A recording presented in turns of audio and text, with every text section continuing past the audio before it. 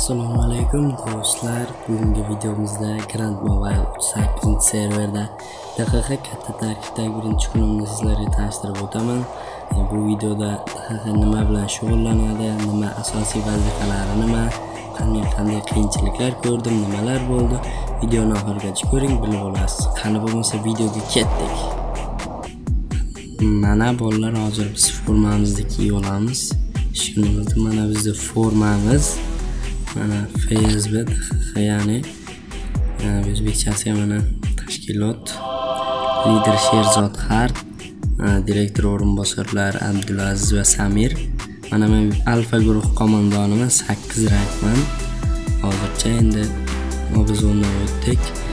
Aytgancha, agar sizga obzordan o'tish videolarimiz kerak bo'lsa, kommentariyada o'z fikringizni yozib qoldiring va men shunga qarab video chiqaraman. Qanunda buni ko'rsatamiz. Mana bu xonada Facebook xodimlari topshirishi mumkin.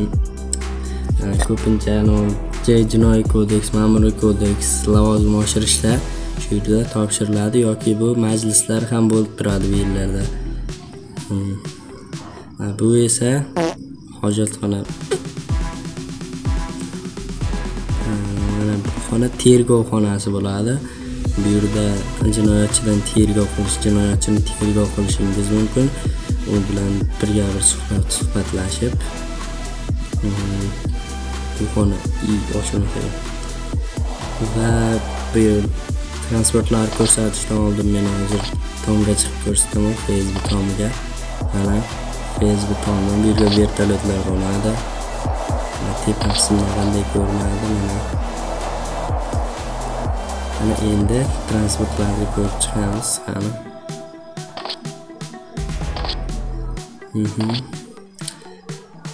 Mana bu avtopark bo'ladi.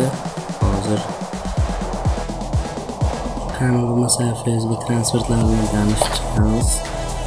Birinchi Mercedes-Benz va 447W. Bu tez yuradi, tezlik jihatdan ham bunga 4 kishi ketadi. Yaxshi mashina, jinoyatchilar ushlashda va keyingi mashinaga mana Mercedes E63. Hamma mashinani chiqaraman va ko'rsataman. Bu Cadillac Escalade, Mercedes-Benz E63 PD. Shu qolganlar Mercedes G63 Police. Buni ko'rib chiqamiz. Buni ko'rdik. Mana bu Mercedes, Cadillac, bu ham Mercedes va Gelik bizning avtomobillardan va bu bizning xodimimiz. Eng yaxshi qolgan mashinalar Mercedes G63. Buni haydab ko'rsatib beraman.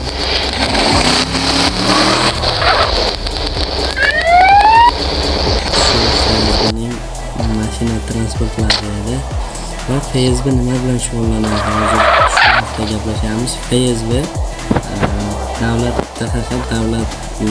xavfsizlik xizmati. Bu maskirovka qilsak bo'ladi.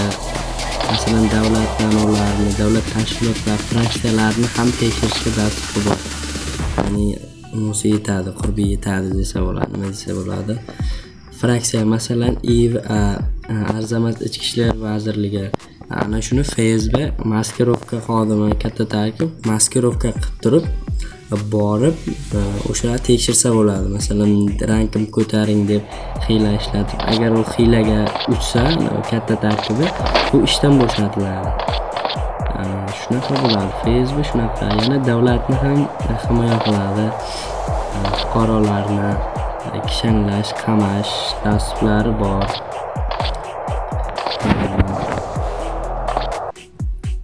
Va mana do'stlar, bugungi videomiz o'z yakuniga yetdi va bundan keyingi qismlarni ham ko'rishni xohlasangiz kommentariyaga yozing. Bu birinchi qism faqat tanishtirish bilan edi. Agar ikkinchi qismlar chiqishini xohlasangiz kommentariyaga yozing. Ikkinchi qismlarda ish kuni qanday bo'lishi, Discordda qanday vazifalar beriladi, lider bilan suhbat qilamiz, savol-javoblar xohlasangiz. Shular haqida kommentariyada o'z fikringizni yozib qoldiring. Bugungi videomiz o'z yakuniga yetdi. Like bosib, obuna bosish esdan chiqmasin. Hammaga xayr.